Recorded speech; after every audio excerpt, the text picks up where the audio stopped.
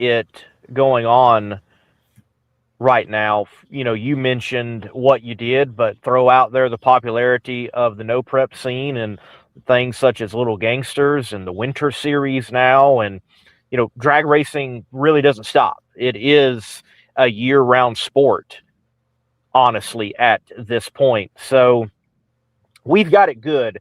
I understand that there may be those that wish we had 32 top fuel car fields, but as many times it has been expressed by Bobby Bennett here on the show, and you look at the history of it all those 32 cars were not winning cars, capable of winning.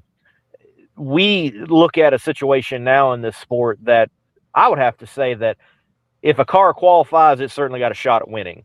It's capable. Others, some have a longer shot than others, sure. But you've got cars that are capable of going A to B and putting on a good show, and we all seeing potential winners out there in the sport. Dugenais, I think before we have our guest on that it might be easier to first talk about some of the noticeable absences at PRI. Yeah. Something, and we don't talk too often about NHRA Pro Mod, and maybe that's because NHRA Pro Mod and those therein involved aren't pushing NHRA Pro Mod properly, and it may very well be the case with what happened at PRI, but at PRI, I don't recall any single personality that sits behind the wheel of the NHRA Pro Mod being up on stage. If anybody, where was J.R. Gray? Right. And Doug Winters was there with the car in the Richmond booth, but as far as I know, Doug Winters was never on stage. Where was NHRA Pro Mod? Ooh, that's interesting, ain't it? I'm going to be honest and straightforward that there needs to be, if it still exists, because right now it looks like it's a ghost in the wind. If it still exists, there needs to be some changes in who is in the authority of that particular class. It is very strange. I mean, does that mean that they're not running at all? Is that something where is everybody going to be racing an IHRA Pro Mod and there is no more NHRA Pro Mod? Like, it is very strange that we have nothing on that. And I think that speaks to those who are running and being in charge of that class. I mean, it's a huge and epic fail that there is no news either way, whether it's there or it's not. It would be nice to have had some statement about what's going on with that particular class. It's very strange, but I mean, yeah. The only thing that we got, and it's an indirect announcement, is the national event lineup of classes. And Pro Mod has, dots filled in, but we didn't have hardly anybody on stage for Pro Mod there at the event. And I don't know. I look at it and you've got people there, and yet they're not on stage. Your champion wasn't on stage. And PRI, NHRA, and that stage, they kind of talk to everybody. I mean, they talk to people in Comp Eliminator. They talk to people in, the sportsman classes. They talk to divisional directors. They talk to track owners. I've got Murph on stage before. They will talk to just about any personality within the NHRA that has some type of connection. Just takes some scheduling. Right. That's it. I think you got to take a hard look at, like I said, you got to take a hard look at the top, because that's a huge and epic fail. You've got to have, when it comes to public relations, when it comes to promotions, and you've got that stage, at PRI and you are NHRA Pro Mod, you need drivers on that stage every day. You need them on their Thursday. You need them on their Friday. You need them on their Saturday. Not having drivers routinely on that stage is a public relations fail. Hands down. There's no other way to put it. There's really no other way to put it. So that's wild, man. That's wild. And yet, NHRA Pro Mod will clamor about more attention and being a professional class, and yet here we are. NHRA Pro Mod right now, in my opinion, is losing traction to all the other Pro Mod that's out there. Yep. Yeah.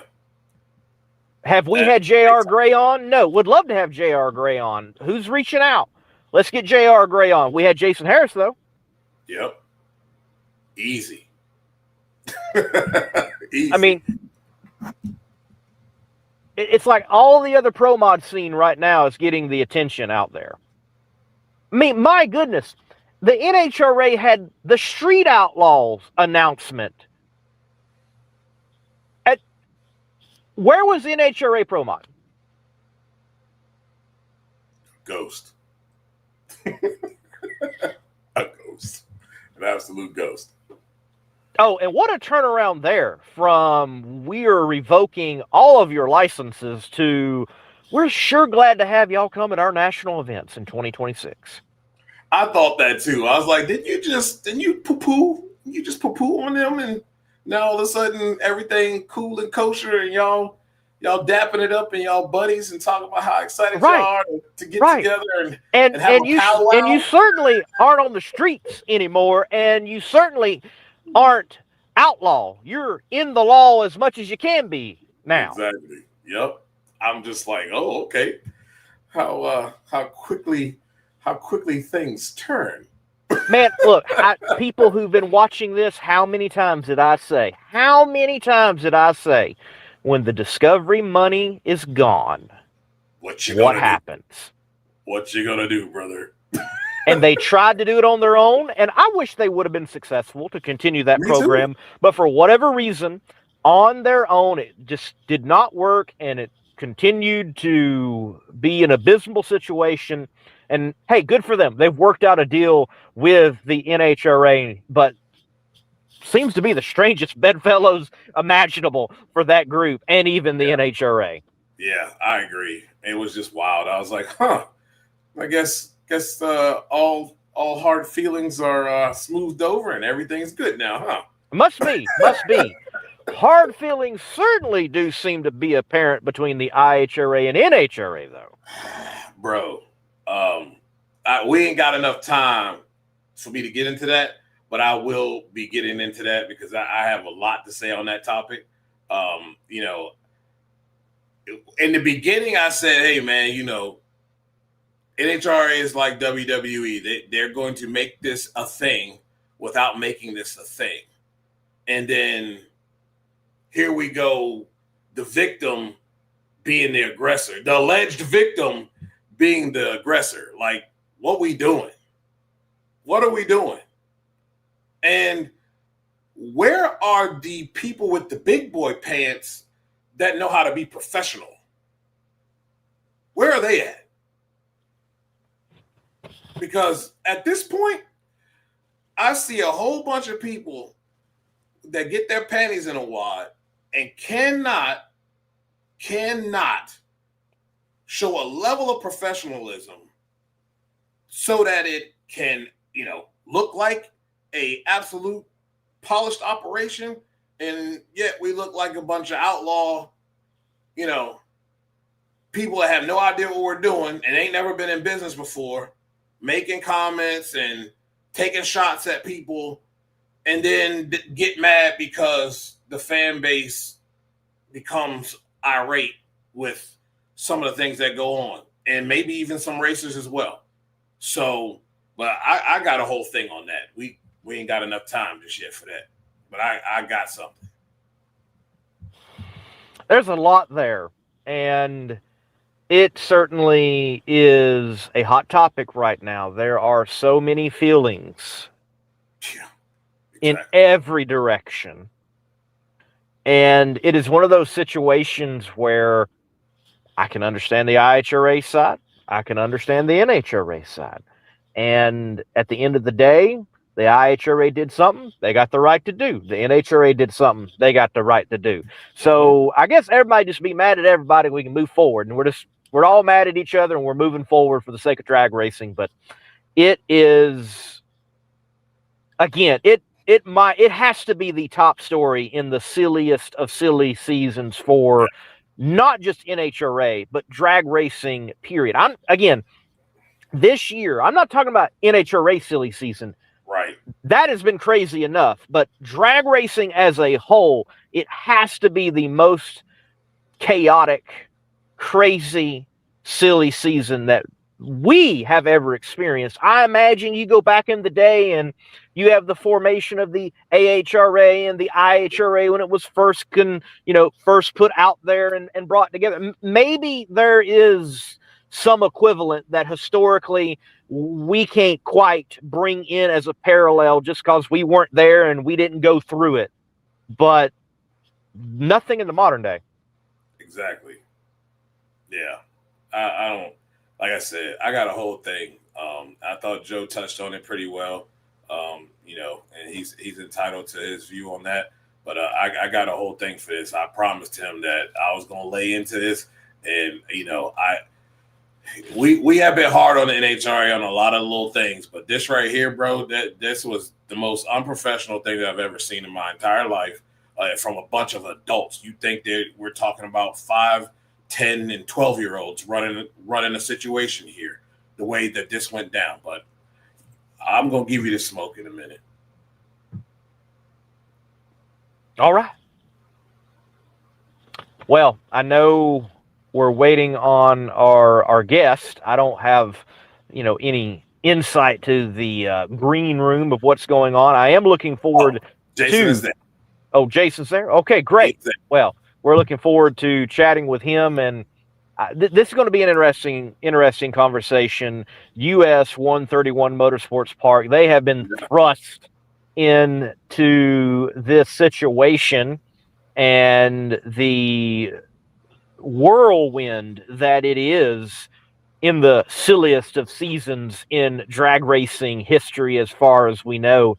I will say that US 131 Motorsports Park is a tremendous facility. Yeah. And they're certainly capable of hosting an NHRA national event. They were hosting on their own national event level type events, and they were successful, and they will be successful with the NHRA going to be rolling into town for their countdown beginning round. What an honor there. Wow, for US 131 Motorsports Park to have. I will say this, for years we've been asking the NHRA to shake things up with their schedule. They have delivered in 2026. Yeah, they really have. And to a man, I just had Richard Gatson on the Not Bland show, and he mentioned how great the facility was. It's not a secret. Like, it's a known deal amongst racers that this facility is top notch from the racing surface on out. And this is cool, man. This is a big moment. And I know that this was in the works for them. It just got sped up a little bit quicker. But there's no other track deserving for that. I'm happy for the people of Michigan, and I'm happy for them too. It's really going to give this track an opportunity for those who may not know much about US 131. They're going to know, and what a grander stage than having it a countdown race here in September. So I expect I don't want to do the thing that we always do, but I expect with the weather, man, there's a good potential with that racing surface. We're going to see some records fall, man. It's going to be fun. It's going to be a whole lot of fun. And man, I couldn't be more excited for them. Yes, sir. Well, folks, we're very excited to have great partners such as Weldon High Performance. They are pumping the show up with their high performance pumps, we can say. A word from them, and afterwards, we're going to have US 131 Motorsports Park live.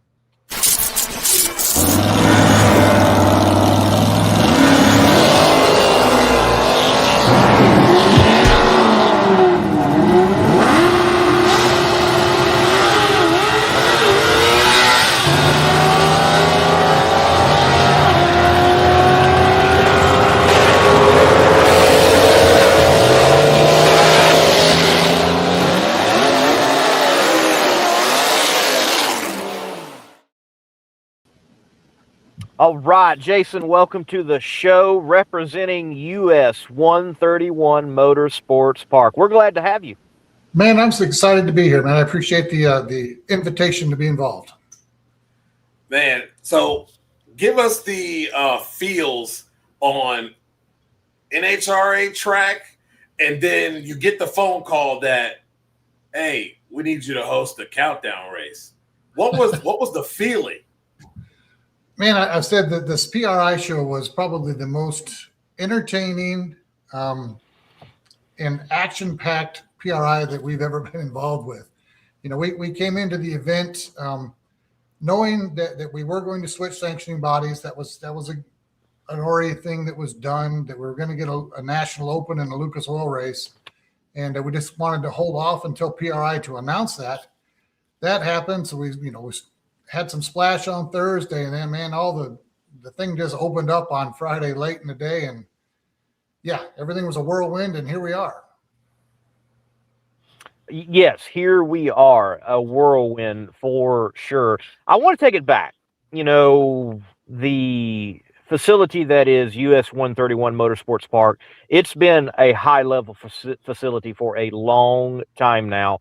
And in taking it back, well, formerly IHRA track, then WDRA, now NHRA. So there's been a lot of shift and a lot of change for US 131 up to this point. So how has the ride been, not just in the past couple of weeks, but in the past, couple of years and 5 years for US 131? Man, Lee, I'll take it back even further than that. It's been a changing thing for us here at US 131. You know, I think we were talking, it's been 25 years ago or so. The track was NHRA sanctioned back when the John Gribbons days, when John owned the track. Then it was purchased by the current owner, Mr. Alec Pensinel, out of Canada. And Stephanie and myself and their family have been here for 23 or 4 years now. So that's when it all started, with the IHRA, going through the Bill Bader days, going through Clear Channel, IRG, that whole conglomerate of stuff. Then peeling off to the WDRA and back and forth. And quite honestly, guys, that's one of the reasons that we chose to switch, is that, you know, NHRA is going into their 75th year. And for stability, that's what we were looking for, and that's where we needed to be. Yeah, I mean, it makes sense. You know what I mean? You got to do what's best for business. And man, what a move! As you come in, and now the national event has kind of gotten sped up.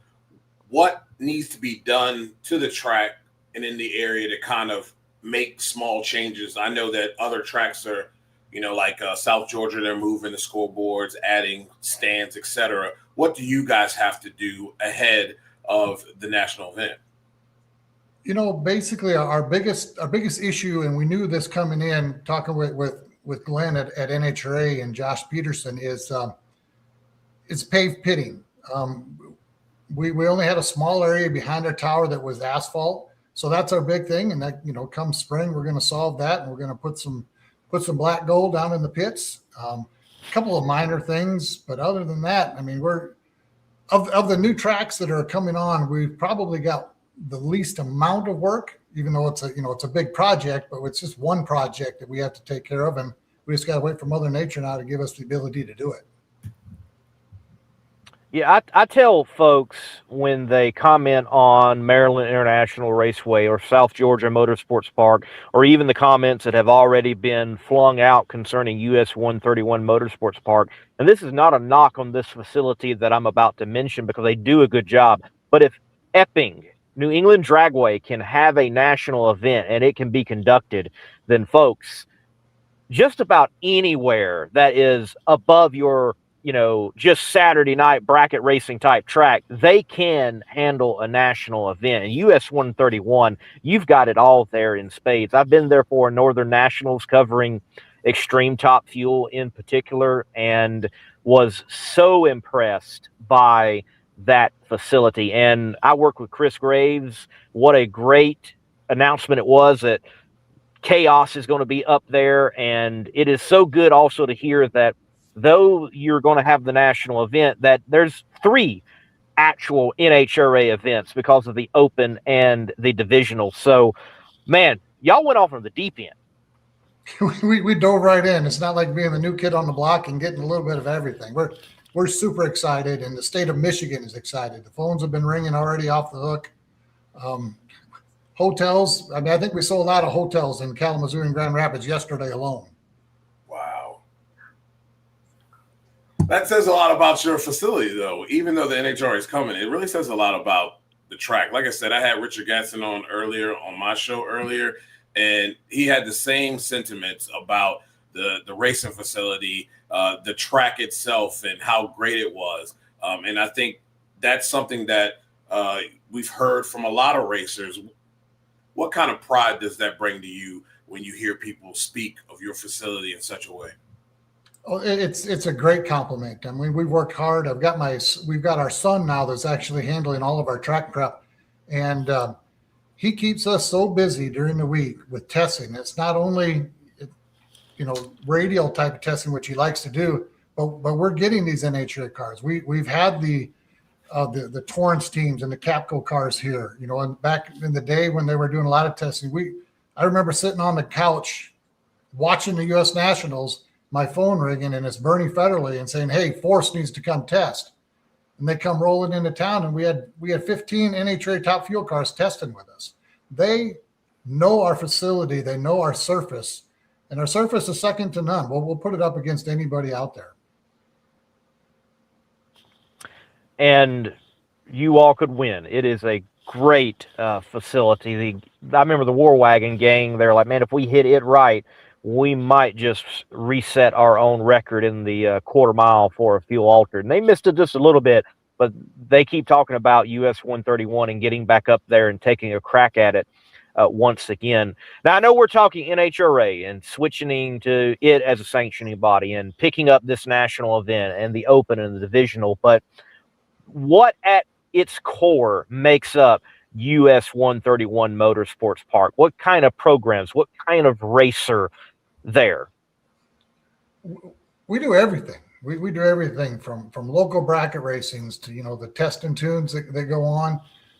We've had our 2 staple events, and we've taken over the Northern Nationals, which was an IHRA national event. And when IHRA stopped doing that, we took that on and produced it ourselves. And that's been our staple, is our Northern Nationals in August. We do Harley events, you name it. It's just a plethora of different events that we do. It's like 85 event days in our short racing season. Yeah, that's a lot of work in a short period of time, especially you guys have to deal with the winter season. That's a lot of work in a short period of time. I know you guys got me up late. In wintertime, we usually hibernate up here. Yes, that is right. I lived outside of Rochester, New York for several years, and winters are different. And if you don't have to get out, don't get out at all. And I'm sure it's even more so there in Michigan, not too far from Grand Rapids and Martin. How far are those communities in respect to the track? We are located basically halfway between Kalamazoo and Grand Rapids on US 131. Okay, nice. Dave, I think it's like that number, I believe the quarter mile pass was 338 miles an hour. Yes. if I'm not mistaken. Yep, by Dom Lagana. That's pretty cool. That is pretty cool. And we're hoping to break that now, of course, in the 1,000 foot. So I'm sure it will happen. Yeah, with now Josh Hart in that 340 mile an hour top field dragster. Now don't count on our local Coletta team either. They can get in there. That's true. That is they true. can. They have touched that for sure. That they can. You know, a lot of NHRA racers, I have seen them post the sentiment and the joy of, wow, I'm going to be able to drag race at an NHRA national event in my home state. Like Austin Prock posted that. The Colettas are with that sentiment. So deep, rich history in the state of Michigan for drag racing, and you all are going to be able to put yourselves in there in the 75th season of the NHRA and starting off the countdown. That is, man, that's wild to go from, yeah, we're just going to join and do an open and divisional and get our feet wet to we're fully in now. You're absolutely right. It was, like I said, man, it was a whirlwind there. You know, Friday night and Saturday on the way home, we were trying to beat that snowstorm out of Indy. And it just came together, and we're just going to work just diligently with NHRA and to make this event the best that we can. So I'll say this for my last question. Let everybody know, I say question, but let everybody know why. If they are on the fence about attending this national event, attending the divisional, tell them why they should come out and make the time to make it a trip to go to US 131 Motorsports Park. Well, because it's the fastest track in Michigan, of course, but it's just going to be a great atmosphere. This place is going to be jacked out. We're going to be slam packed, standing room only. I guarantee it. And these race teams are just going to grow to love our fans. We have probably the best fans that we've ever, that we know of for sure. They're loyal and they love nitromethane. Yes, they do love some nitro. I've experienced that at the Northern Nationals. They definitely enjoy themselves some nitro, and they're out there at the warm-ups crying and bawling and hacking and taking it all in as a good drag racing fan should. Do we know at this point what the full lineup of the Great Lakes Nationals will be far as all of the participants? I mean, we certainly know the Mission Food Series will be there, but beyond, is it going to be the same that it would have been for Maple Grove, or are we going to have some differences since Maple Grove was in another division? You are going to be in a different division than it was in. Happen to know that lineup? No, we don't yet. We're still working on that. But no, as soon as it's revealed, it'll definitely be released. Okay. Wow. Well, what a have you experienced a silly season for all of drag racing ever? No. This is someone needs to write a book. This is going to be good. Yes, someone needs to write a book. Yes. Definitely. Yes. Definitely. What a watershed year. And we're so glad that US 131 Motorsports Park is right there at the top of it. And what a great place for the Great Lakes Nationals to be. And you all are going to hit it out of the park. I've seen you all do it, and you're going to do it again. Thank you. I appreciate it, guys. Thanks for having me. All right, go hibernate. I will do it. All right. US 131 Motorsports Park. Wow. I've been there, Dugenais, once. It actually was the first trip for my lovely wife, Megan, and I with the camper to a race. Like, we went and did a little test. Can we do this? Yeah. That was, like 30 minutes down the road at a state park. And the very next weekend, we hit the road, 12 hours from Middle Tennessee up to US 131 Motorsports Park for the Northern Nationals. PDRA was there, and Extreme Top Fuel was there. If you're not following Extreme Top Fuel on Facebook, hey, give them a follow. They're the front engine dragster guys, and they do a good job, put on a good show. But what a phenomenal facility. I love their tower, and the angle of it with its stands and the stands themselves. I mean, it's a neat facility. They got a lot going on, and you are not far from amenities one way or the other. It's got a great location. US 131 is like an interstate, basically. It's not an interstate, but it's at that level is how it feels. So, I know a lot of people, oh, it's got one way in, one way out. Look, even if it is one way in, one way out, again, there's several other facilities that if you've been to them, you realize that a lot of places can handle an NHRA national event. My example earlier, there in Epping, New Hampshire, New England Dragway, also Kent, Washington with Pacific Raceways. If those two places can handle and manage and have successful national events, US 131 Motorsports Park is not going to have a problem. For sure. Yeah. Where there's a will, there's a way. So right. They'll figure it out. Absolutely, they will. Well, glad to have Jason on. Good chat with him. We know they're excited. I cannot imagine the storm that it has been, and yet the joy that it has been to go from, we're just going to enter in, kind of get in this NHRA thing under the banner, to inaugural event 2026, opening the countdown. Yeah. I mean, wow. Insane, wow. Man. That had to been a whirlwind of emotions too, man. Like, you got, a couple of divisional races, they're going to ease you into it, and eventually you'll get a national event, and then boom. Not only do you have a national event, but you start the playoffs. So yes, let's go. Right. Well, we're going to take a break.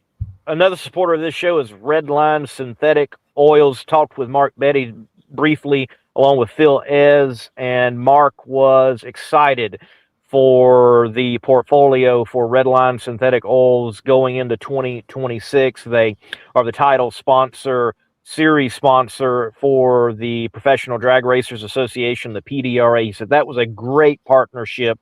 So many have purchased oil. So many thank Redline Synthetic Oil for being a part of their program. We're glad that they also are part of the CompetitionPlus.com family. This word from Redline.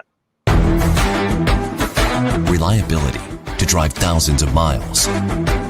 Confidence for those who fly high. Redline oil products give you the power to crush the competition. And a track record of being the best. Redline oil products. You push it to the limit, we'll protect it. Well, let's push it to the limit on the show, and maybe Redline can't even protect it. There's so much we can dive into, but I think I'm going to set it up this way, Duchesne. What do you imagine the text was to Glenn Cromwell that Maple Grove is sold to the IHRA? Oh, man. Do you think it was, or what the, or can you believe, I think it would have been like, huh? Will you say what? Is it April yet? Right. Yeah. Wild. I know. I was like, I had to do a double take, and I was like, what? You got to be kidding. Like, what? All right. It was a big joke, right? Ha ha. They weren't kidding. They weren't kidding at all. No. And a bulwark of NHRA drag racing, so many decades at that facility. Yeah. And now it's not NHRA sanctioned anymore. For the first time in its history, it is going to be an IHRA track. That being said, Maple Grove has not always been a NHRA track. Most drag strips have sometime at some point switched to another sanctioning body, or they've been an outlaw and then joined up with a sanctioning body. Maple Grove, way back when, was actually a NASCAR sanctioned drag strip at one time. And you do a brief little search about its history. The first time that it had drag racing apparently on the grounds before it was a drag strip dedicated, it was for motorcycle drag racing in the 50s, and they ran to the 8th mile.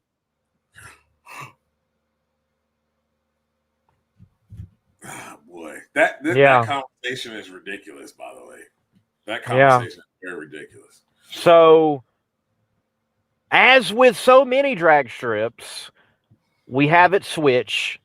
And, on the Maple Grove social media, I read briefly, I skimmed through it. The Koretsky family put out an open letter to all the fans, and they were very thankful. They were very grateful. They also pleaded with people to trust the process. Right. And that is something right now. I know a lot of people are in their feels one way or the other. And I'm not saying your feelings are invalid, right, but you are experiencing something that in drag racing is frankly not that strange. No. These switches of sanctioning bodies, they've happened. Now, they've happened at other facilities more often than a place like Maple Grove, but it's actually in its history. And tracks are sold and tracks are lost. I'm glad in this case that the Koretskys, I didn't know it was for sale. Maybe Daryl Cutchell just made the right number to them. Maybe the Koretskys, Kenny, in the shape that he's in, apparently not that great of shape. It's like, hey, I know a guy that I can call, and this track is going to stay a track. It's guaranteed, because the NHRA isn't in the buying business anymore. And I think they shouldn't be in the buying business anymore. We've seen that they don't handle track ownership all that well. So this does at least safeguard Maple Grove Raceway to be just that, Maple Grove Raceway. Yeah, and I think that's the big picture. I think what ends up getting lost in all of this is, I'll say, how the IHRA handled all of this. And, I want people to take a step back just a little bit, and I know everybody, from Joe Costello to, Brian Lowe's have made their statements, but let's look at it from this point, right? So they buy the track, and now because they bought this track, the fans are upset because there's a national event that's supposed to be held there. And now it's like, what are we going to do? And it's people's home track. So they're catching a lot of heat. Apparently they reached out to the NHRA and made an offer. And I'll get to that point. Made an offer, and NHRA was like, nah, we good. Then they released the press release. Well, the press release, whether you like it or not, it was a good play, and it was a smart play, because they were trying to get ahead of things, because they were taking a lot of heat for buying this track. And a lot of people were upset. But there's a problem. First of all, don't be fooled by they made an offer and we were just gonna let them run their race at the track.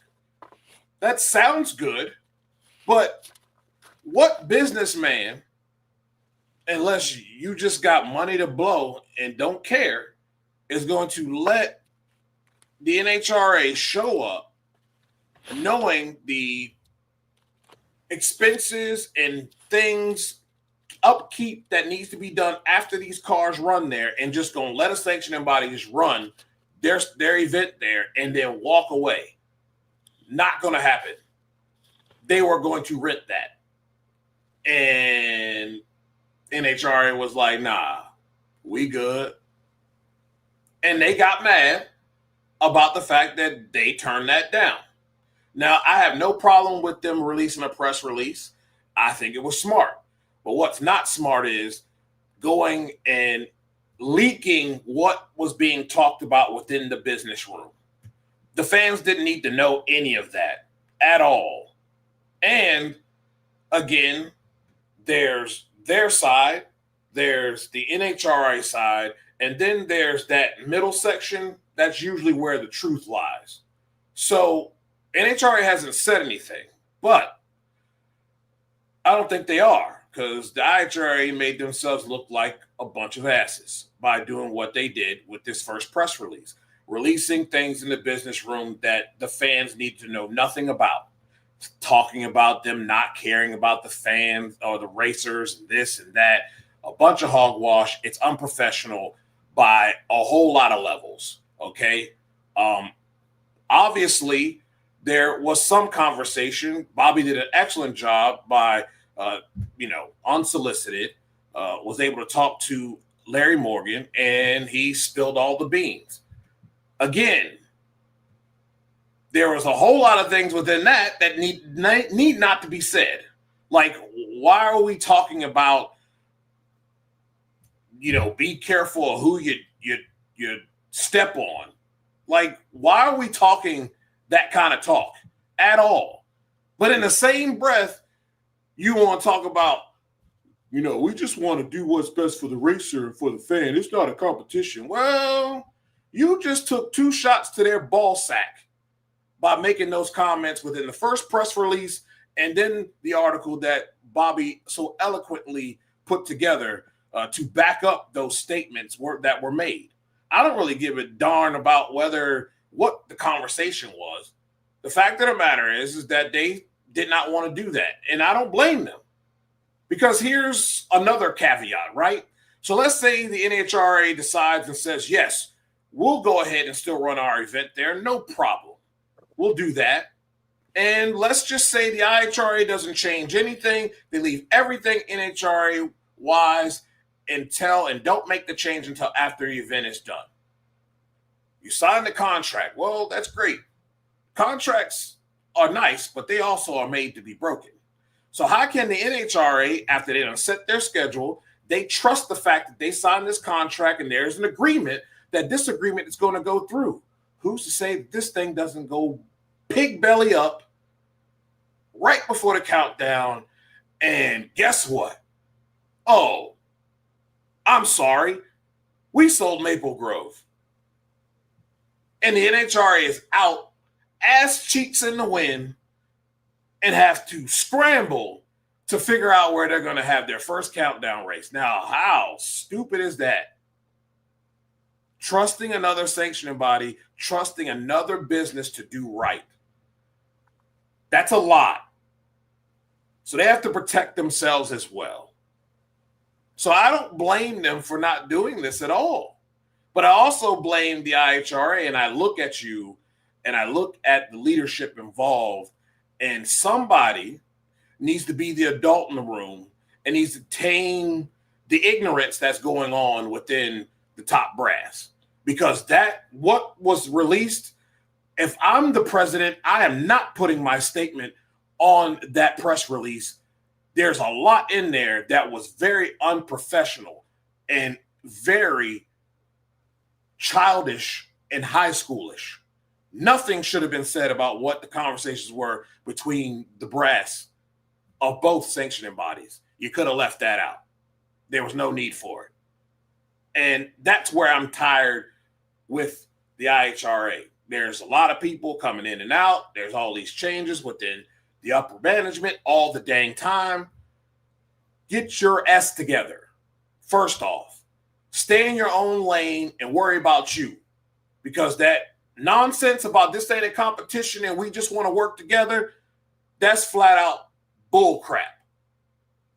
And everybody, don't go running blaming NHRA for what's going on here. This all was set forth by the IHRA, and they deserve to have foot up ass for the bull crap that they pulled and the nonsense they put out here trying to drag NHRA through the mud and make this about them and as if they were slighted in some way. Be professional. Clean it up, because people want to support you. But what we're not going to do is act like you guys are above reproach and can't be criticized. Because y'all are quick to jump on NHRA, and I will give them the business when they're in the wrong. But damn it, y'all screwed this whole thing up. You can't be a victim and an aggressor in the same breath. That don't work anywhere. You look like a hypocrite. And quite frankly, by what we have in words on Competition Plus and on your website, you absolutely are a hypocrite. So please, miss me with the BS and miss all of these fans with the BS and do what you say you're going to do. Let's have an alternative. Let's stay in your lane and do your thing and give us the best product and the best alternative possible. All that other nonsense, y'all need to grow up. And we need adults in the room. And that falls on ownership. So, Daryl, I don't know what you got to do, but the people you entrust, they need to do a better job of representing you as an owner. Because right now, they're making you and everybody else that is associated with the IHRA look like a bunch of big ass cheeks. You do have to wonder what went on communication-wise. So, one, the IHRA or Daryl Cuttrell, more than I would say probably even the IHRA as a body, has every right to purchase Maple Grove if it's for sale. It obviously was for sale. They purchased it. And I can appreciate the olive branch of, hey, NHRA, if you do want to hold your national event here, you're more than welcome to do that. We'll work it out. And we learned from competitionplus.com and the articles that Bobby Bennett has put out and done such a good job on. We understand what the deal would have been. It's the same deal that the Koretskis had. They would have honored that, hold your national event. You've already got it planned and people can come here. We'll remove signs and we'll make it as if we're not even here. That's kind of what it's set up to be. And we can move on from there. I can appreciate that offer. The NHRA decides that they don't want to go that route. They have the right to do that. And I don't blame them, even though there is precedent elsewhere in stick and ball sports of NHL playing in NFL stadiums and baseball in NFL, so on and so on. You have examples of cross-pollination with sports and holding events. Granted, they are brands that are very distinct. And here you have two brands that are in their essence the same, drag racing, down to its base form, though they're doing different things. So I can, on both sides, say, hey, I appreciate what you're doing, what you did, and the communication, but somewhere people got upset, apparently. And I agree with you, Dugenais. I think the statement that the IHRA made, they needed to make it because, yes, fans were upset. People needed clarity, but it went too far. There were things you can make your statement that, hey, we made an offer to the NHRA.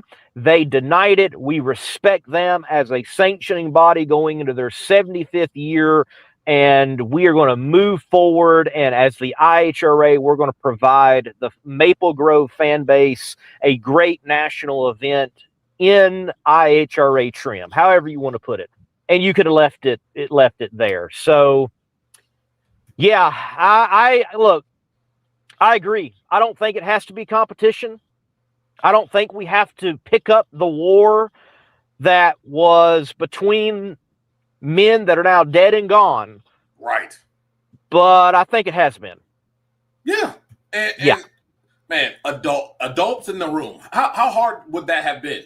Like, all the other nonsense didn't need to be said. I just bothered that rubbed me the wrong way. And then when I see people like making this out to be an NHRA problem, like, look, they took a white glove to the face. Like they didn't say anything. They didn't do anything. They just got a track bought from underneath of them, and they had to make a decision. Right. And I credit them for making a swift decision and not dragging this out. Honestly, you got to applaud the NHRA. They typically don't do anything like this with that speed. No. And you have to give them credit. We're not even done. Were we done with PRI? No, we weren't. No.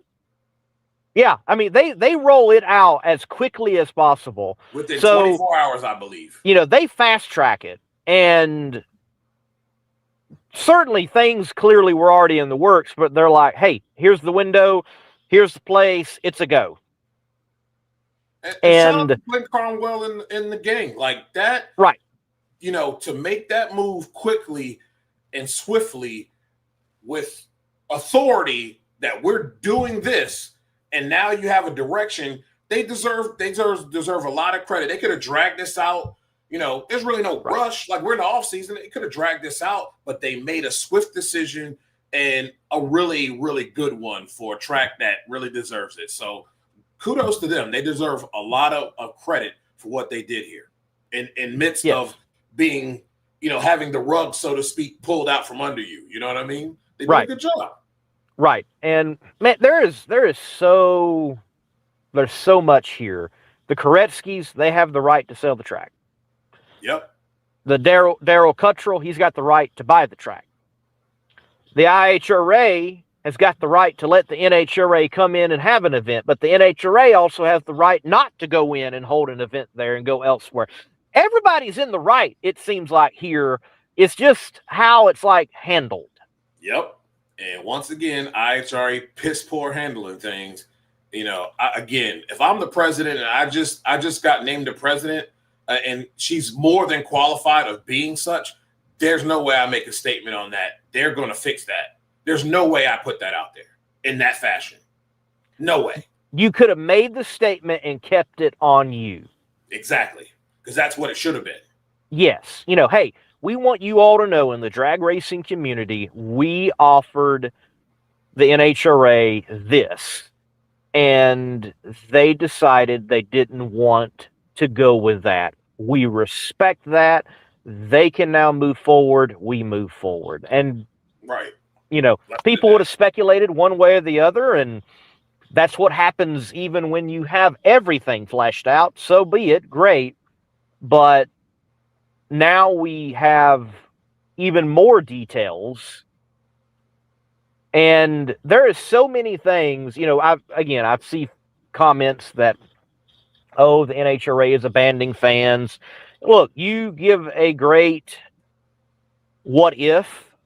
There are also many other what ifs, and there's nothing wrong in the NHRA's actions of saying, hey, we want to go somewhere where we feel that we have got solidarity. And there's more at play than just holding this national event. I see people live in a national event economy, but there's more happening than just the national event, especially a track such as Maple Grove. Maple Grove held divisionals. Maple Grove held regionals. Maple Grove had more going on in the NHRA economy than just the national event. A national event.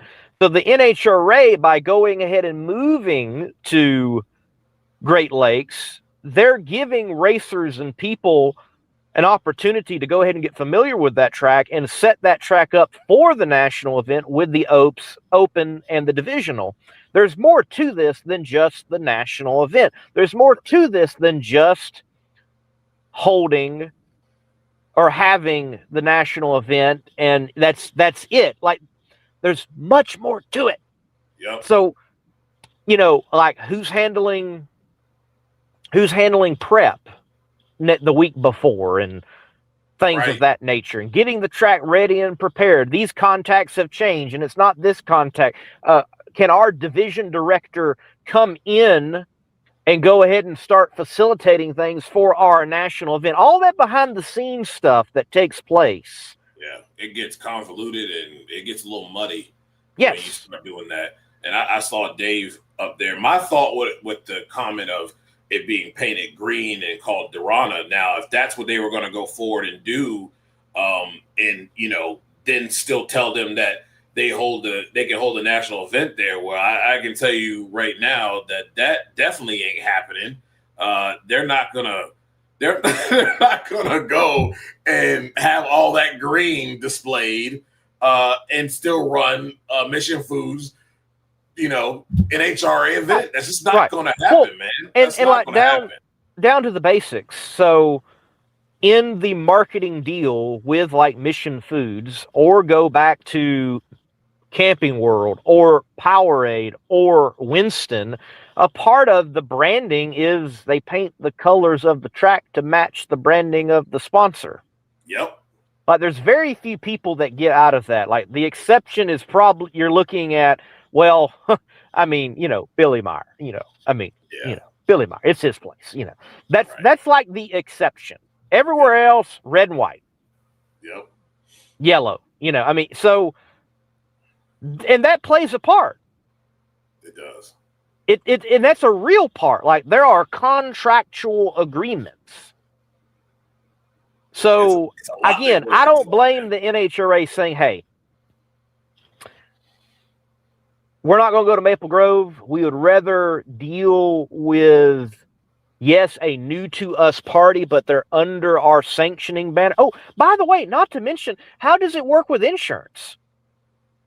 Yeah, so the IHRA insures, but this is an NHRA event, let's hypothetically, and the NHRA national event at a IHRA track. Is everybody insured? Does everybody have IHRA licenses? If you don't have an IHRA license and you have an incident and you need to be assisted, does the NHRA see people?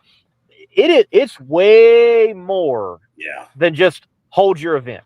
It gets muddy. It gets real muddy when you start getting into the technicals. And look, I'm not saying that all the parties involved could not have figured it out. I think they could have. But I don't blame the NHRA saying, like, this is a lot easier just to go over here and move on. Exactly. Yeah. I don't blame them either. It's a lot of work that would have to be done to make sure that all parties involved would be okay. And again, like I said, who's to say, and I mean, and it's hypothetical, but who's to say that after signing this contract and doing all of this, that they don't just change their mind a month before and are like, you know what? We decided to do something else with the track. And NHRA is like, what? Right. And you're at the last minute moving your countdown race, trying to find a place for it. Right. Amongst all other things that go on at, with your divisionals, etc. Nah, man, it's a lot that goes into that. And you're being trusting of another operation in business that, let's be real, they're just getting started back up. Right. They haven't built a reputation of trust yet. They haven't. That's a good point. They have not built a reputation of trust yet. In fact, even from a media standpoint, I have to go, okay, are we going to have this change again? Mm-hmm. They went to print with a schedule that it needs to be disregarded now. And we've got a schedule announced at PRI. I fully suspect that that's going to change. Not just TBAs announced, right, but change. And look, I'm fine with that. I get it. They're getting up and going, and I appreciate, honestly, in a lot of ways, the flexibility of we're trying to get this done, we're trying to get that done. Deals being made that are bettering the sport, I feel. But wow, put it in bold letters, like, man, this is subject to change. Yeah. Because I think we're still going to see some change. Yeah. I think we're still going to see some events added. You might see events taken away. It is an interesting landscape that we are in right now. We've also seen a lot of personnel movement. Yeah. Okay, PRI marks 1 year. because Daryl purchases PRI 2024. Right. There has been like at least, I'm just going to say at least 5 major personnel changes at the top with the IHRA. Yep.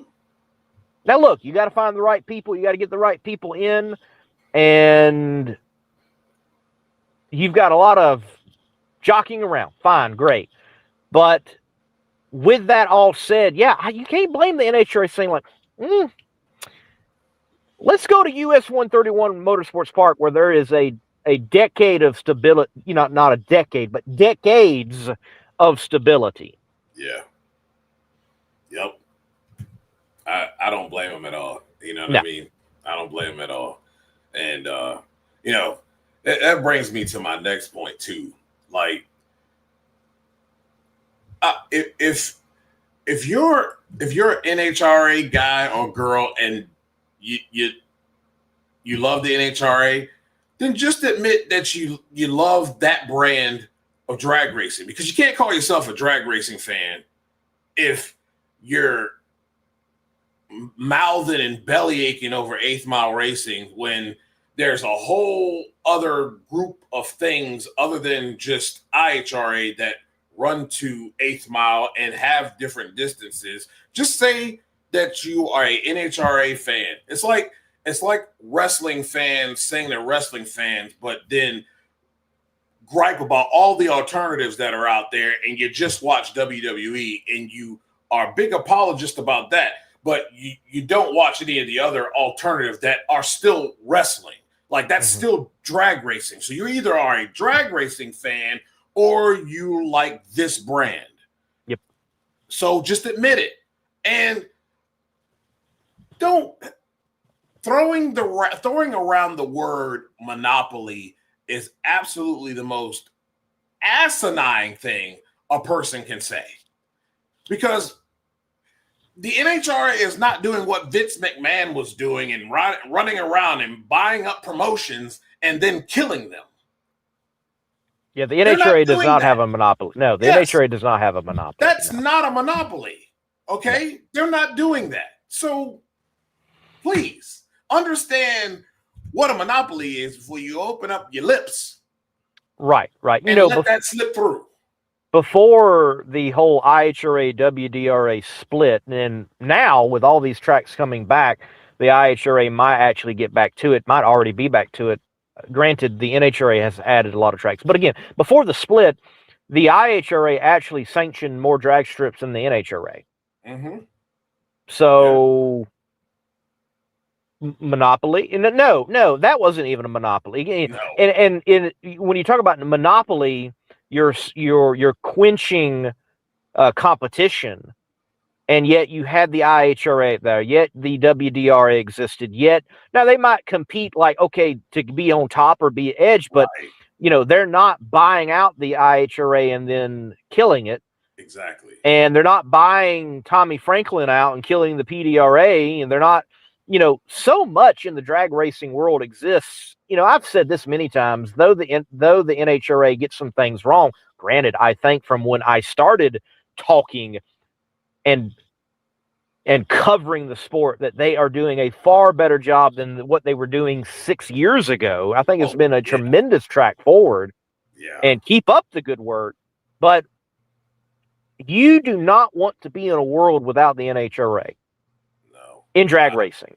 Yeah. The fact of the matter is, we're about to come into the 75th season, and the NHRA has really given drag racing this, I think, new golden age opportunity, because the PDRA, they race where? At NHRA tracks. Mm-hmm. Funny Car Chaos, Nitro Chaos, Fuel Altered Chaos, they even race at NHRA tracks. The Flings race at NHRA tracks. Many of the other big money promotions race at NHRA tracks. Oh, the Street Outlaws, when it was No Prep Kings, when they were out there, most tracks they went to were NHRA sanctioned facilities. The NHRA as a sanctioning body, and I mean that just on that level, has done tremendous good for the sport and it furthering. You want to start, dividing things and like, okay, what do they do at a national event? How do they treat racers? And yeah, we can go down the line and give A, B, F, whatever. Right. But stability and consistency and a brand sticking to giving organized, safe racing, I think you got to give the NHRA an A. Yeah, for sure. For sure. And they're not telling anybody to stop racing. No, right. Yeah. They might say like, hey, you want to do this no prep thing? Like, look, we don't want you doing back of the track no prep, and you got Armco barriers on the backside of your track, and by going the other way, you kind of defeat the purpose of the Armco, and you're actually exposing to more damage because of the way things are overlapped. Okay. Yeah. So I mean that just makes sense. They're not stopping you from racing. They are just saying, yeah, this isn't safe. Don't race this way. Right. Well, excuse me. They are stopping you, but they're stopping you because of the safety factor, which is what the NHRA is founded on. So, yeah. Man, no, certainly not a monopoly. I don't think NHRA should be in track ownership anymore. They've got the tracks they got. Just keep them, improve them. You're doing a good job. I don't think they need to buy anymore. Yep. I think they're good with that. Yep. And, yeah, I think they're doing things the right way. And, I really like the fact that we have all these, alternatives that we can turn to. I'll ask you this, Lee. So we always talk about how, like, the NHRA has too many classes. Okay. Do you feel like the IHRA is getting to that point where we're like, all right, man, you guys are starting to be like Oprah. You get a class, and you get a class, and you get a class. Like, are we starting to get to that close point where we have too many and we're trying to please too many people? All right, so let me be clear with your question. Are you roping in the purchasing of other types of racing underneath the IHRA banner, or are you talking about what is at an IHRA national event just with drag racing? Just with the drag racing. That's okay, just with the drag racing. Okay. So I do feel that being at 3 or 4 IHRA national events this past year, that I get it. They were trying to figure things out. What are we going to do? They had too many classes. I do feel that they did. And you can see that with time management. I think they were able to finish on time 2 events. Now, I say that there was weather involved. I understand. Right. But there was also some races where it wasn't an issue of weather, but so many cars and so many issues, and things just kept getting pushed back and pushed back and pushed back. I look at the first national event they did, that list of classes, which even included like 500-inch pro stock, was an immense amount of cars and classes. They began trimming.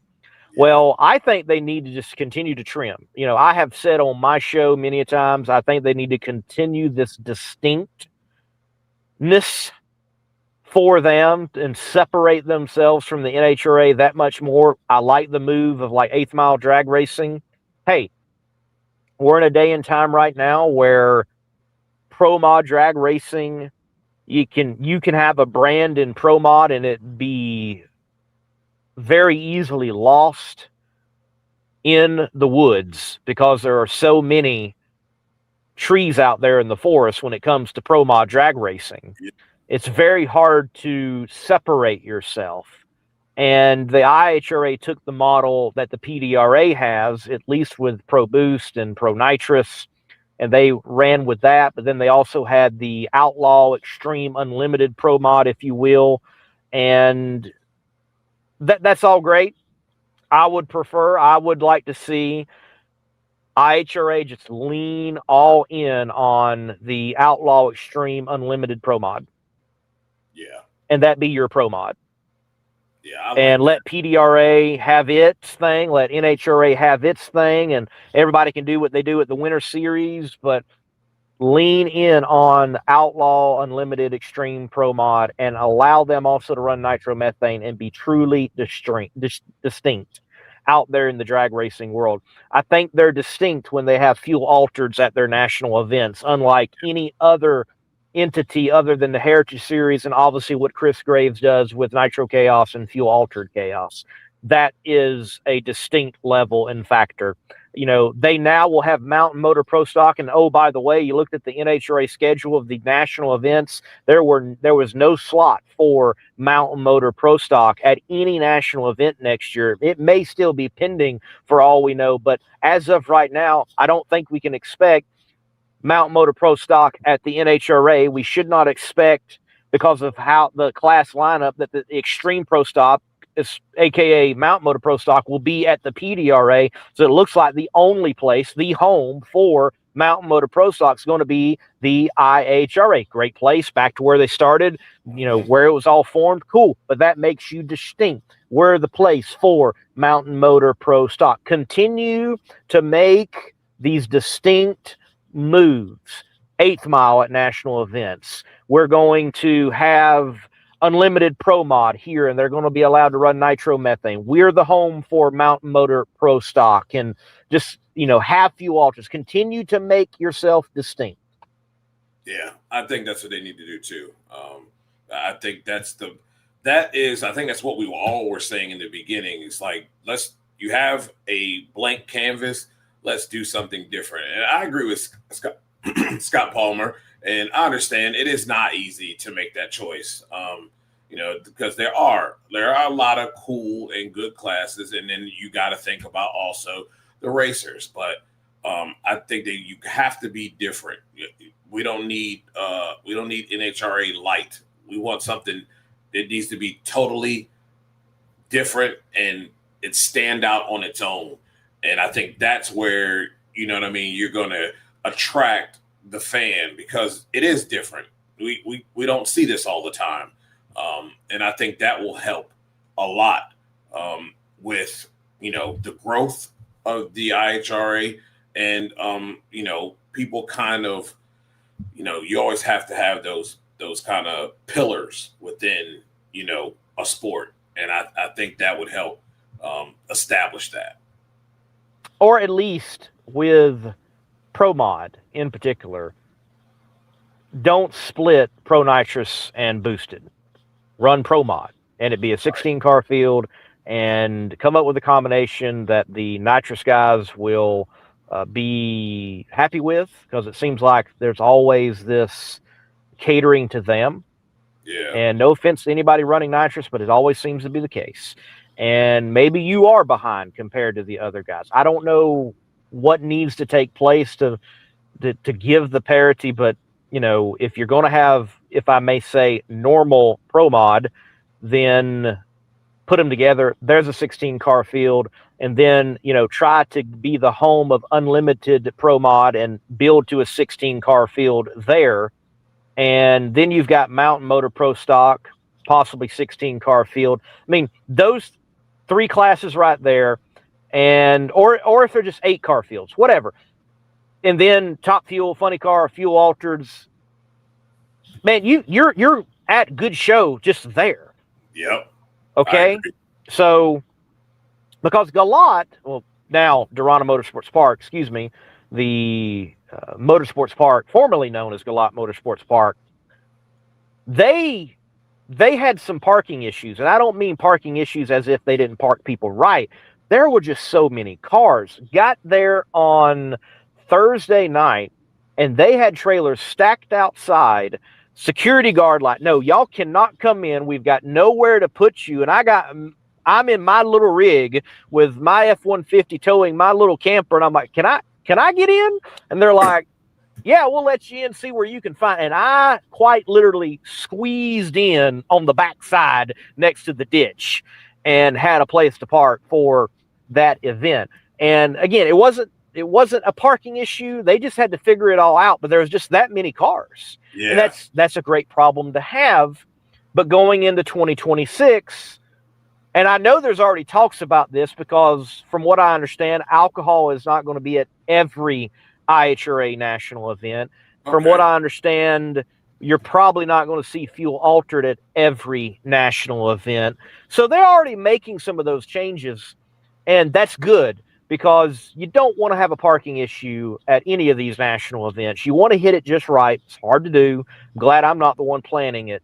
But again, for the IHRA, make yourself distinct. Yeah, I think that would be big and very helpful for them in that regard. So, because it's not going to take much to have your Pro Mod classes or Pro Mod class, especially if you just do the unlimited, be more popular and known than NHRA Pro Mod, because NHRA Pro Mod can't even be on the stage at PRI. Yeah, epic fail. Hey, and they got Tricky Ricky if they want to figure out how to balance this thing. I mean, you got one of the smartest guys in Pro Mod and Tricky Ricky. I mean, they can have conversation and figure out a combination that will work for Pro Nitrous and in Pro Mod. So why not? You can have them all together. Right. It's a fascinating time for Pro Mods. You have what is going on with the Winter Series. You have PDRA. You have many other smaller series out there, and this is not a small series, but I think of the Midwest Drag Racing Series, and you've got NHRA Pro Mod, you got IHRA Pro Mod. Man, there's a lot of Pro Mod. Yeah. Which goes back, make distinct what you're doing with the IHRA. That's my thoughts, but if you got a Pro Mod, it's a pretty good time to have a Pro Mod. Yeah. Oh, yeah, you got plenty of places to go now. You got plenty. You got plenty. You might have more places than you can actually run at for the season. I think that is actually one of the issues. I think we are, and that's not to mention like what Rockingham Dragway had. They had their own Pro Mod series, every other month they'd have it on Friday and Saturday nights. You got the big dog there at Piedmont Dragway, and you've got other events that are going to be, you got other events taking place too. So, yeah, it's a good time for door car racing, in particular with Pro Modified. But again, if the IHRA continues to do distinct things, I think they're going to be successful overall. And I think that does include like having a Ferris wheel at the track. Dude, that thing was a hit. It was. Dude, there were a lot of people. They were lined up to ride on that Ferris wheel. Okay. Yeah. And I get it. Some people are going to be like, oh, I go to the drag race to watch drag racing. Well, I do too. But, if I'm there with my wife, I might like to do a Ferris wheel ride, at the drag strip. Or if I've got my little girl or little boy and they want to take a break from walking through the pits and go take a ride, I mean, it checked those boxes. So IHRA, just continue to make yourself distinct. I think that is what's going to win. You don't have to be the NHRA. I'm not saying you're trying to be. I think you're trying to be different. And that's good. But, man, just lean into it. Yeah, hard. Yeah. That's where the success is going to be, is in that. So, yeah, I mean, what are your thoughts with all this silly season that we got stuff that we ain't even heard? We haven't even talked about a lot of, it's been so overshadowed by Maple Grove, US 131, IHRA, NHRA. Didn't even talk about, in depth the Street Outlaws situation, and didn't talk in depth. We knew about it, but Jordan Vandergriff is going to be in the John Force Racing Cornwell Quality Tools funny car, the third funny car of the operation. And congratulations to Jordan. Yeah. I think that is a great choice. It's probably the most fitting choice with his history that he's already had with John Force Racing, testing a funny car in Las Vegas, I think a year ago. So, hey, makes sense. He did the work. Congratulations to him. He stayed relevant. He's in a ride. I do want to put this out there, though. I really think there is some talent in the NHRA Heritage Series that needs to get a sniff. I agree. and have some shots for some rides in the future. Yeah. I really do. I think of like Ryan Horan. I think of Bobby Cottrell. I think of Polcock. I think of some of those guys out there. They definitely could step up into some bigger rides. Sean Bellemere, he could, but he's like, hey, man, I got a great gig. I'm not going nowhere. Don't blame him. Shane Westerfield is someone that could. He's got a great gig, though. I don't think he's going to be going anywhere anytime soon. But Right. there is some quality drivers in that segment of the drag racing world. It just seems like the Heritage Series guys just never get a sniff. Yeah, it's weird. It really is weird. And I mean, there's kind of a log jam to a degree with drivers and spots. You know what I mean? Yes, that is true. That is true. You got, Julie's out there. I know she did make an announcement. I think it was sponsorship wise. I don't know how that fits into. Well, it is being teamed up with, I cannot remember the name of the organization, but Tammy Powers. And she's worked in the industry for a while, even with Alan Johnson Performance Engineering. And it is basically like an agency of finding and procuring partners to move forward into rides. So I think that's a smart move for Julie. And we now await, again, the silliest of drag racing silly seasons. We have Buddy Hole's announcement. He's going to do Hole Racing. And we await the Jim Dunn announcement. And if I remember correctly, we get the announcement of, like, we're going IHRA. And yet then it's like a backpedal and supposed to be an announcement at this time, but it doesn't happen. And I've reached out to John, being like, hey, keep me updated. And we don't know any more than where it kind of started. So that's interesting. I mean, is it because they don't have a driver, or like did they change their mind? Like, who knows? Yeah, it's weird. It's weird. Because they did say it would be in like a couple days, didn't they? I have not seen anything new. Yeah. I have not. Me neither. So yeah, it really interesting on that front there. But yeah, it is wild, man. And then we're still waiting on the Proc family to formally talk about what they're doing.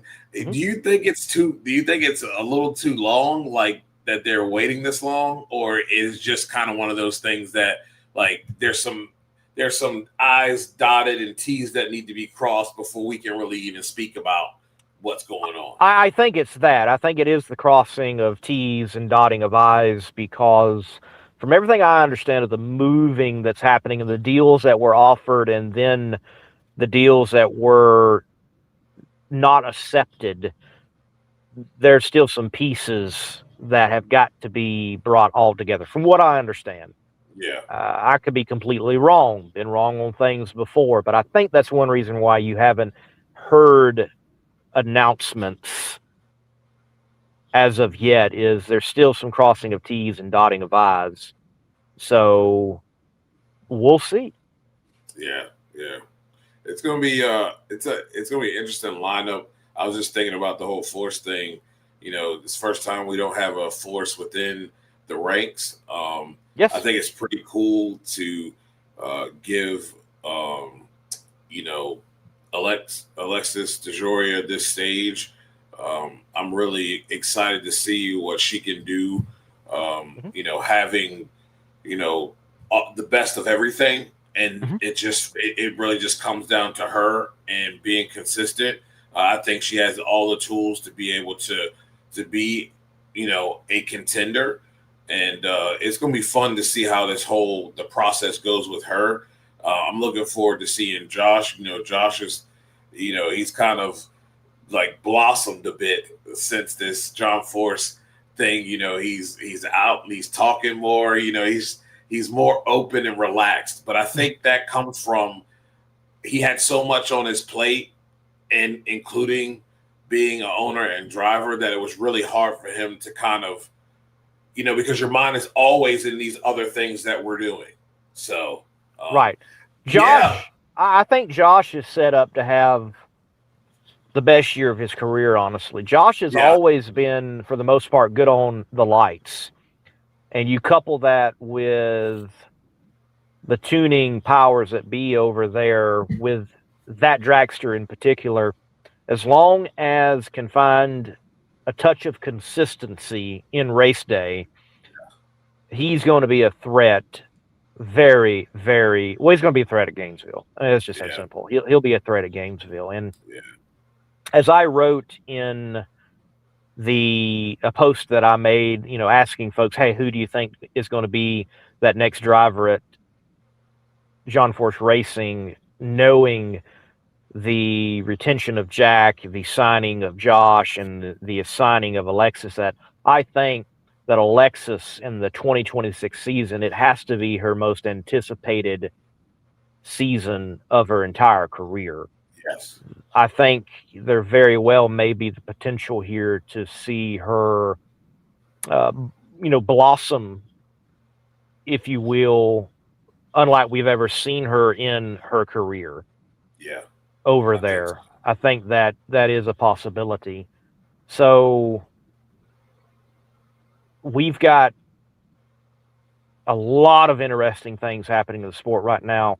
We found out that Aaron Brooks found a place to land. He's going to be over there with Dave Richards and that family. Well, the tuning prowess of Aaron Brooks, and I've watched Aaron Brooks hands-on. He's going to make a program get to where he thinks it should be. Yeah. And that is top-notch. So I think you're going to see that car be even more of a threat. And now with Dave having more experience behind the wheel, having full-time pools under his belt, that is huge. So we have all of that. Then we got NHRA approving what Tim Wilkerson and Murph are doing, and I can tell you from PRI that Tim called Murph, and he already wants to make a change, and they're working on that. But yet we won't know the full, proof, full metal on that design, if you will, until there is an explosion.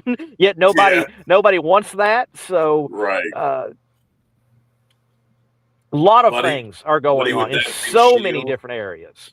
How about Lex with that new tubing he's got a new car? Yes. I'm happy for Lex, but I'm also sad at the same time because I need someone out there in the world to buy a new Murph McKinney Top Fuel dragster. People are buying plenty of Top Fuel cars, but funny cars. I need someone to buy a new Top Fuel dragster, but that's a good deal from Coletta's to Lex. Yeah. Lex was winning with that car. Someone, hey, pick up Lex's car. If he's not going to use it as a backup, it's a quality ride. It's been front halved and it's ready to go, ready to rock and roll. But, I just find it interesting that I have seen this now working with Murph for the last 2.5, almost 3 years.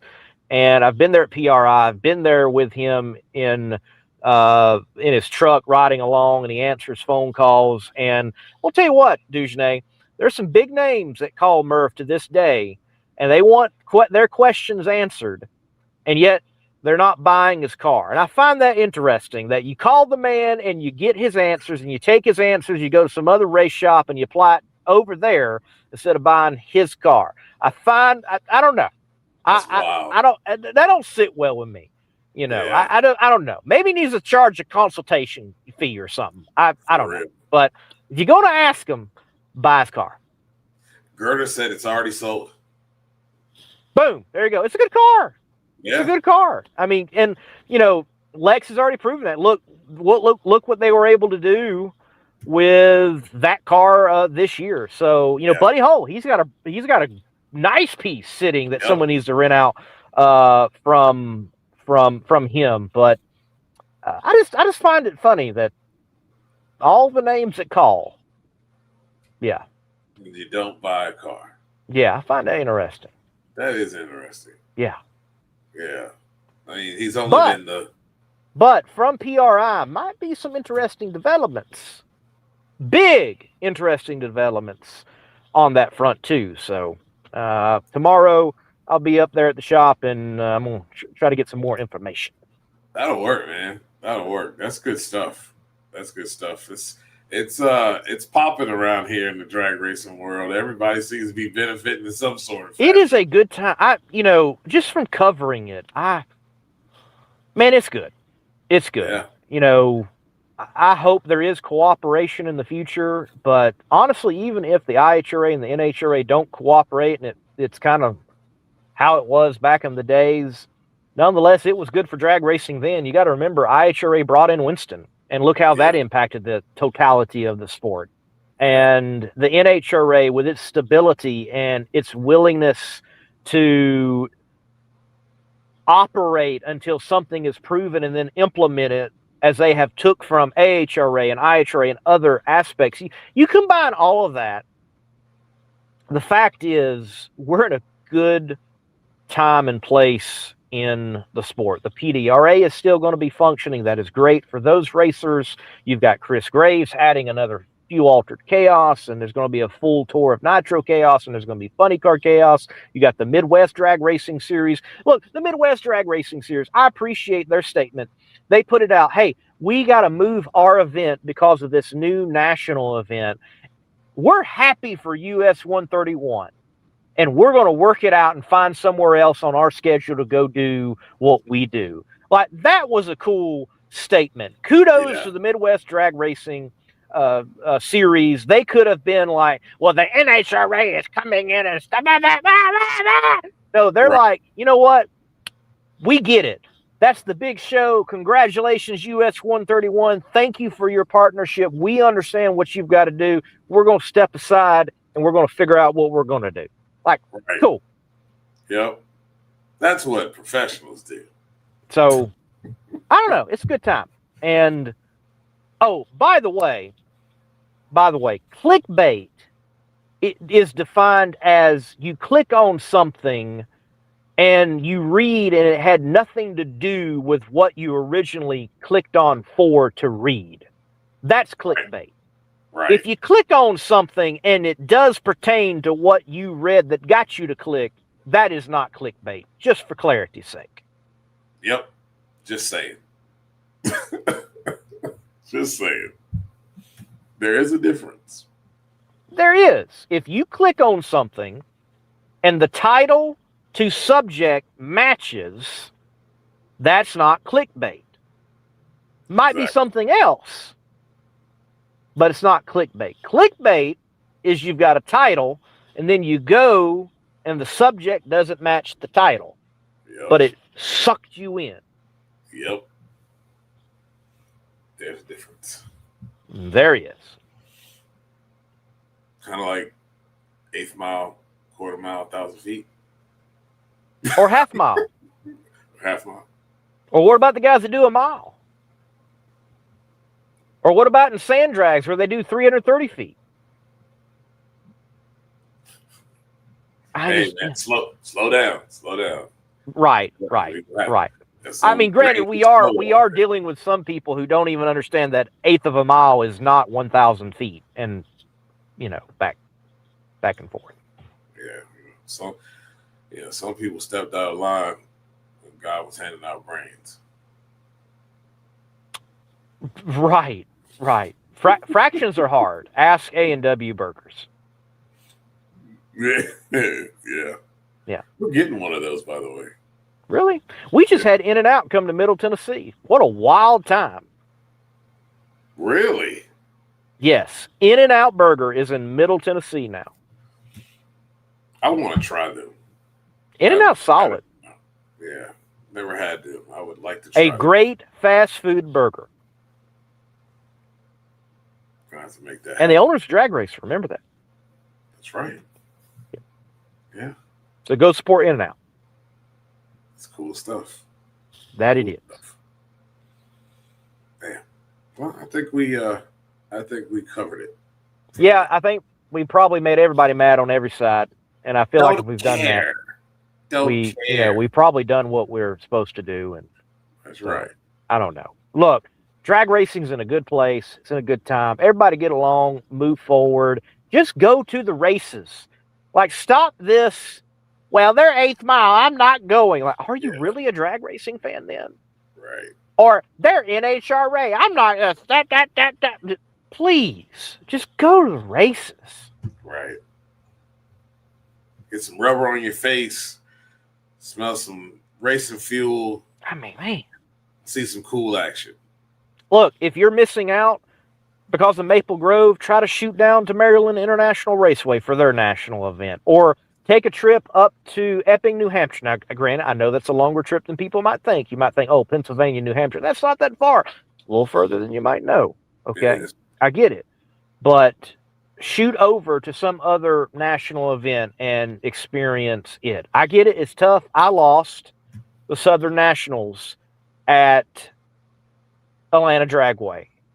It sucked, but I just went up the road to ZMAX, and it became my new home national event. But we're getting the Southern Nationals back at a great place, South Georgia Motorsports Park. Ladies and gentlemen, there is at least one constant in life: change. That's right. It's inevitable. So, I really appreciate IHRA. They're not doing everything perfect, but they are moving forward, and they're doing some good things already for the sport. The NHRA, they're not doing everything perfect, but they are moving things forward for the sport. Chris Graves, he's not doing everything perfect, but he is moving the sport forward. Let's look at the whole. The sport is moving forward. Yeah. Yep. We're almost oversaturated. That's honestly, a good thing. It is. I didn't grow up, but I wonder how many parallels there might be to the mid and late 60s when you've got AHRA and NHRA and you've got NASCAR with a sanctioning body for drag racing, and you've obviously got the outlaw side. And I mean, there was a period in time where you would have had top field champions across NASCAR, like AHRA, NHRA, and IHRA. I mean, just across a lot of bodies. And they all somehow coexisted and intertwined. Like, I hope one day we're back to the point where you've got, it might not never happen, but there was a day in time in drag racing where you had championship battles playing out for 2 titles in 2 different sanctioning bodies, race to race. Yeah. Against like 2 guys. Notably, I'm thinking like Mark Oswald, Kenny Bernstein. That would be cool to see again. That would be cool to see again. It really would. That really would be. And that would be great for a show like ours, or a show like Between the Slicks and the Not Bland Show. People who aren't just NHRA centric or IH. Well, there's really like no one that's IHRA centric. It's like you have these people who are like, I just covered the NHRA, but but then everybody else is like, we cover everything. But it would be great to get back. Like the blows are being made race to race, and there is this storyline being played out from race to race at the highest levels of the sport. That would be cool. That would be cool. It would be great for drag racing, 100%. Yes, I think so. Hey, Dujane, it'd be great for me to get up the road. Yeah, man. You got to keep it moving. Yes.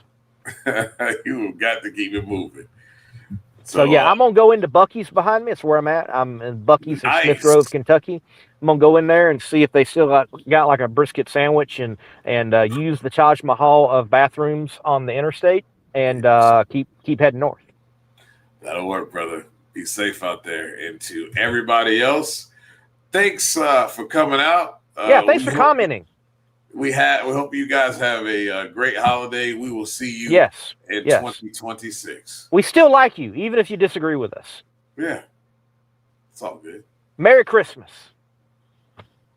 QuarterMileClassifieds.com is a new and easier alternative to online classified advertising. We make it a simple experience with $20 getting your car, hauler, engine, or parts listed for 2 weeks. If you want to make a bigger splash, we have VIP listings that provide even more exposure, including social media. On QuarterMileClassifieds.com, you get up to 10 photos of video and up to 2,000 characters to deliver the message you need to make the sale. QuarterMileClassifieds.com is a trusted classified ad partner of Competition Plus and the Rooftech Top Eliminator Bonus Fund. Visit QuarterMileClassifieds.com today.